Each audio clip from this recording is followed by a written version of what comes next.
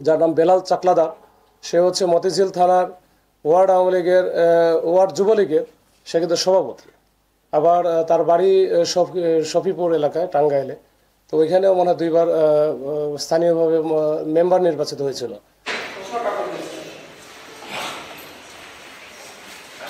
আজকের এই প্রেস ব্রিফিংয়ে সকল ইলেকট্রনিক এবং প্রিন্ট মিডিয়ার সাংবাদিক ভাইদের স্বাগতম জানাই। আমি শুরু করছি। আমি ডিসি রমনা মাসুদ আলম। আমার পাশে ডান পাশে আছেন এসি ধানমন্ডি জন তারিক, এবং বাম পাশে আছেন এসি মিডিয়া জাহাঙ্গীর। তো আমরা ডাকাতি মামলার ঘটনা সংক্রান্ত 2টা মামলা গত জানুয়ারি মাসে, একটা 3 তারিখে ঘটেছিল এবং আর একটা 22 তারিখে ঘটেছিল। এবং একটা ছিল ধানমন্ডি থানা 3 তারিখে ধানমন্ডি এলাকায় আড্ডা রেস্টুরেন্টের সামনে, আর আরেকটা ডাকাতির ঘটনা ঘটে সেটা হচ্ছে মোহাম্মদপুর থানা রেসিডেন্সিয়াল কলেজের সামনে। এই 2টার মোডাস অপারেন্ডি বা একই রকম একই স্টাইলে ছিল। তো এটা নিয়ে আমরা যখন মনে করলাম যে এই 2টা যখন ঘটনা ঘটে এবং মামলা হয়, ডাকাতির মামলা হয়, এটা ঘটনাটা ছিল এরকম যে চিটাগং থেকে ট্রাকে করে বিভিন্ন মালামাল, বিশেষ করে তেল, সয়াবিনের তেল বা পাম অয়েল তেল, এগুলো নিয়ে যাচ্ছিল উত্তরবঙ্গের দিকে।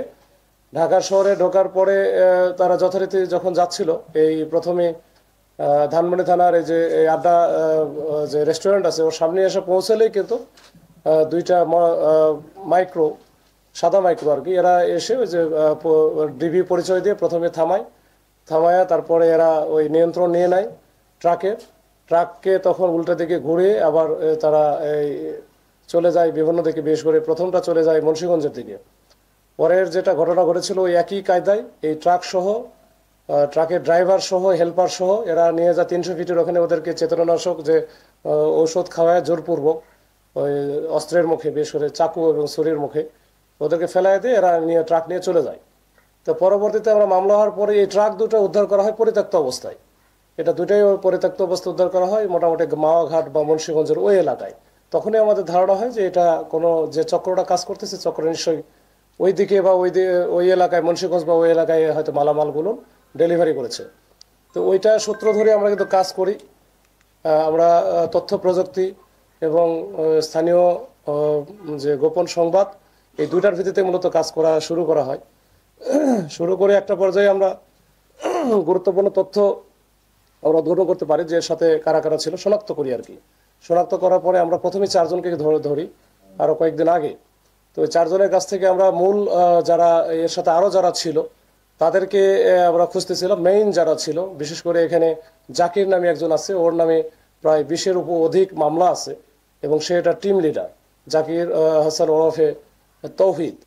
তো এই ওকে ধরার জন্য আমরা গত কয়েকদিন খুব চেষ্টা করতেছিলাম, এবং এরা কিন্তু প্রতিনিয়ত সারা ঢাকা শহরে চষে বেড়ায়।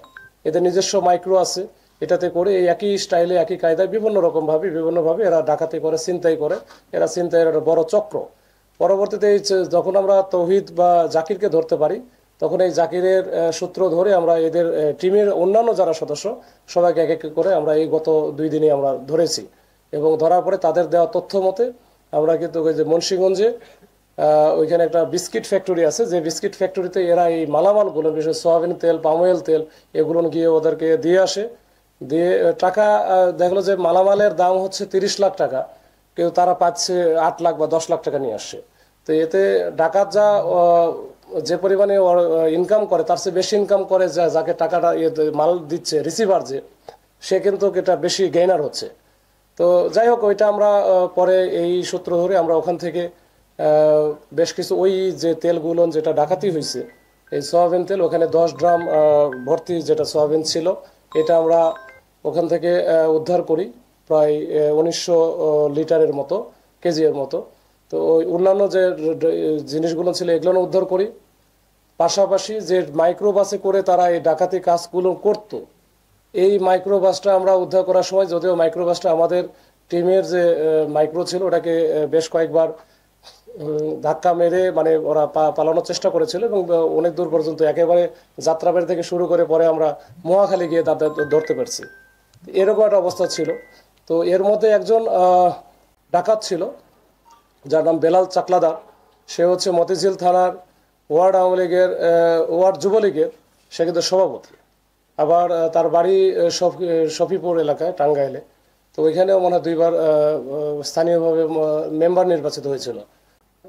তো এরকম আর কি তার প্রোফাইল। এবং সে গত যে বৈষম্যবিরোধী ছাত্র আন্দোলনে 2টা মার্ডার মামলারও আসামি। তো এরকম আর কি। আর এদের এই 12 জন যে ডাকাত আমরা ধরলাম, এই 12 জনের ডাকাতের মধ্যে ম্যাক্সিমামই কিন্তু বিভিন্ন জনের বিভিন্ন এলাকায় সারা বাংলাদেশে এদের বাড়িঘর। এরা একসাথে হয়, একত্রিত হয়, হয়ে এরা ডাকাতি কার্যক্রমগুলো চালায়। তো এই হচ্ছে আজকের এই মূল ব্রিফিংয়ে এটাই মূল বিষয় যে ডাকাতি করবে, অপরাধ করবে, সে পার পাবে না, সে যেই হোক। তা আমরা এইটা হচ্ছে আজকে মূল বিষয়। এরা তো এদের না, ও হচ্ছে আগে থেকেই ছিল এদের একই টিম। এরা টিমের সদস্য আর কি, সে টিমের সক্রিয় সদস্য। এরা বিভিন্ন জায়গায় ডাকাতি করে বেড়ায়।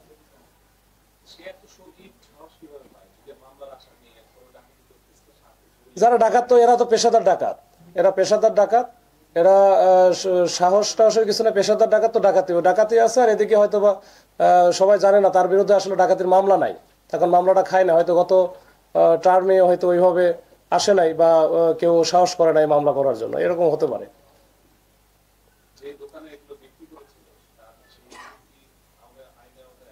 হ্যাঁ, মামলা আমরা ওই মালামালগুলো উদ্ধার করেছি, ওগুলো জব্দ করা হয়েছে।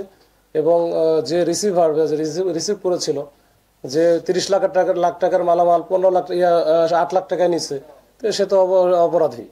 তো তাকেও আমরা কিন্তু ধরেছি।